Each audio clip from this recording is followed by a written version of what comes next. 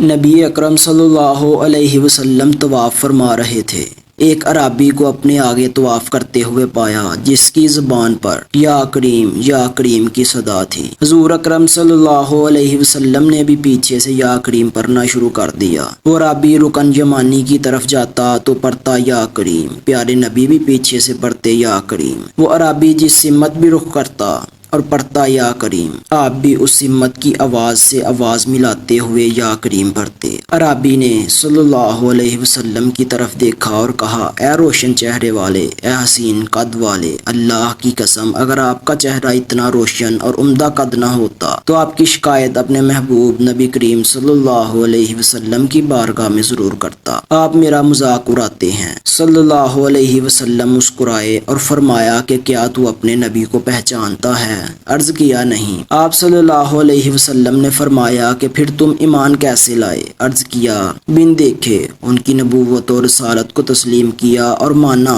اور بغیر ملاقات کے میں نے ان کی رسالت کی تصدیق کی۔ آپ نے فرمایا مبارک ہو، میں دنیا میں تیرا نبی ہوں اور آخرت میں تیری شفاعت کروں گا۔ وہ حضور صلی اللہ علیہ وسلم کے قدموں میں گرا اور بوسے دینے لگا۔ آپ نے فرمایا میرے ساتھ وہ معاملہ نہ کر جو اجمی لوگ اپنے بادشاہوں کے ساتھ کرتے ہیں۔ اللہ نے مجھے متکبر و جابر بنا کر نہیں بھیجا بلکہ اللہ نے مجھے بشیر و نذیر بنا کر بھیجا ہے۔ راوی کہتے ہیں کہ اتنے میں جبریل علیہ السلام آئے اور عرض کیا کہ اللہ جل جلال نے آپ کو سلام فرمایا اور فرماتا ہے کہ اس عربی کو بتا دیں کہ ہم اس کا حساب لیں گے۔ عربی نے کہا یا رسول اللہ، کیا اللہ میرا حساب لے گا؟ فرمایا ہاں، اگر وہ چاہے تو حساب لے گا۔ عرض کیا کہ اگر وہ میرا حساب لے گا تو میں اس کا حساب لوں گا۔ آپ نے فرمایا تو کس بات پر اللہ سے حساب لے گا؟ اس نے کہا کہ اگر وہ میرے گناہوں کا حساب لے گا میں اس کی بخشش کا حساب لوں گا۔ میرے گناہ زیادہ ہیں کہ اس کی بخشش۔ اگر اس نے میری نافرمانیوں کا حساب لیا تو میں اس کی معافی کا حساب لوں گا۔ اگر اس نے میرے بخل کا امتحان لیا تو میں اس کے فضل و کرم کا حساب لوں گا۔ حضور اکرم صلی اللہ علیہ وسلم یہ سب سماعت کرنے کے بعد اتنا روئے کہ ریش مبارک آنسوؤں سے تر ہو گئی۔ پھر جبریل علیہ السلام آئے،